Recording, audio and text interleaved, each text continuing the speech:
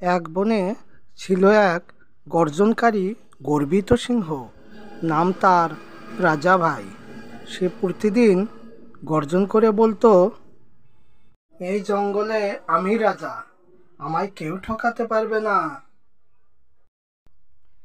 একদিন সিংহ হাঁটতে হাঁটতে এসে পড়ল এক ছোট্ট ইঁদুরের এলাকায়। ইঁদুর ছিল খুব চালাক। নাম তার চম্পু। চম্পু প্রতিদিন নানান যন্ত্র বানিয়ে ছোট ছোট পোকামাকড় ধরত। চম্পুর নতুন আবিষ্কার ছিল একটা ছোট্ট ফাঁদ। সেটা সে পিঁপড়ে ধরার জন্য বানিয়েছিল। কিন্তু ভাগ্যের কি খেলা, সেই ফাঁদে হঠাৎ সিংহের এক পা ঢুকে গেল। 5 মিনিটের মধ্যেই বিশাল সিংহ উল্টে পড়ল মাটিতে। গাছের ডাল ঘুরে মাথায় ঠাস করে পড়ল একটা নারকেল। মাথা ঘুরে গেল তার। চম্পু ছুটে এলো, দেখে বিশাল সিংহ ফাঁদে আটকে কাঁদছে। সিংহ কাঁপা কণ্ঠে বলল,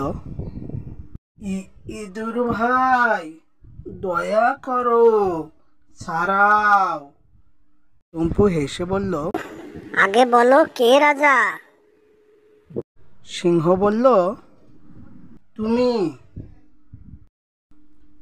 চম্পু আবার জিজ্ঞেস করলো,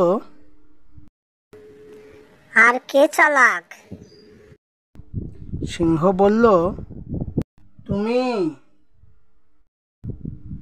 চম্পু ফাঁদ খুলে দিল আর বলল,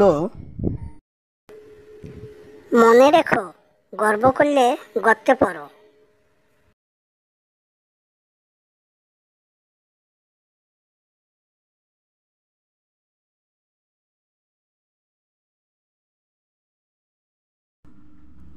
সিংহ লজ্জায় গুটি গুটি করে চলে গেল। আর চম্পু, সে বনের সবার চোখে হয়ে গেল বুদ্ধির রাজা।